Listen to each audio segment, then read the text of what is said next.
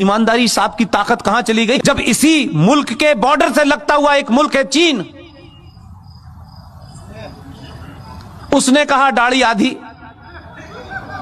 पजामा नीचे, अजान बंद, मस्जिद खत्म, रोजा आधा और मोहम्मद का नाम रखा तो ऊपर। कितने मक्कार मुसलमान हैं, ये जोकर नहीं जाता कभी।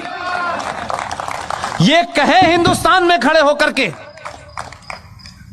कि ईरान के अंदर, चाइना के अंदर मुसलमानों के साथ बड़ी नाइंसाफी हो रही है, यहां से कहोगे यहीं से उठवा लेगा वो। एक लफ्ज नहीं बोले।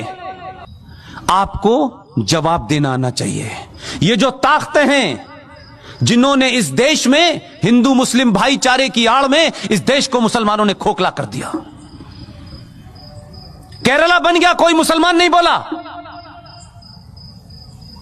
एक अखलाक के साथ चंद गुंडों ने, चंद बदमाशों ने, चंद बेवकूफ लोगों ने र्यूमर के चलते या किसी गलत फहमी के चलते या थोड़ी देर के लिए मान लें किसी सही फहमी के चलते भी उसकी हत्या कर दी। इस देश की मेजॉरिटी ने कहा यह गलत है, उसको सजा हुई, वो जेल में है।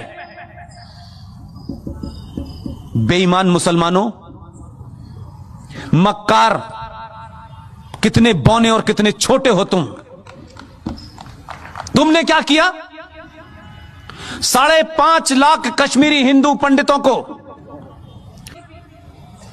जहां मुसलमानों का राज था, आपने उनकी पूजा पद्धति के कारण मस्जिदों और कुरान का सहारा लिया। 5.5 लाख कश्मीरी हिंदू पंडितों को अपनी ही धरती से मार के भगा दिया। हिंदुस्तान में एक भी मुसलमान, दाढ़ी वाला और बेदाढ़ी वाला, लिबरल, मॉडर्न, बॉलीवुड से लेकर के आसाम तक, एक भी मक्कार मुसलमान नहीं निकला जिसने यह कहा हो कि भारत की धरती के ऊपर यह कैसे हो सकता है, कैसे इन कश्मीरी पंडितों को मारा गया, इनका कसूर क्या था ये बताओ। एक नहीं खड़ा हुआ, चुपचाप हो गए, ये होने दिया। लेकिन बार बार बीच में निकल में आते हमारे साथ बड़ी ज्यादती हो रही है, अभी तो शुरू हुई है। इसलिए मैं बार बार कहता हूं, आप अपने फंडों को क्लियर रखें, किसी गफलत के शिकार ना हो।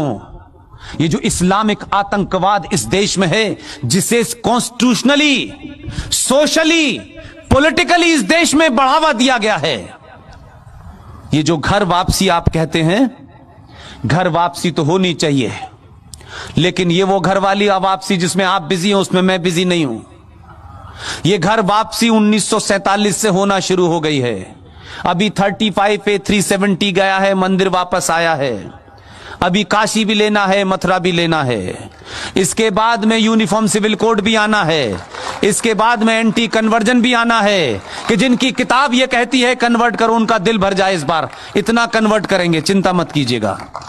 इसलिए आने वाले दिनों में बहुत सारे बिल तैयार हैं। इसलिए मैंने आपसे कहा, चुनाव के हार जीत से कोई फर्क नहीं पड़ता है। चुनाव हार जाएं, लेकिन राष्ट्र नहीं हारना चाहिए। आप सब लोगों ने मेरी बातचीत सुनी और आखिर में सिर्फ इतना ही कहता हूं, सनातन के परिवार का हाथ पकड़ लीजिए, दुनिया में किसी के पैर छूने की हिम्मत, जरूरत नहीं पड़ेगी। बहुत बहुत शुक्रिया, थैंक यू वेरी मच।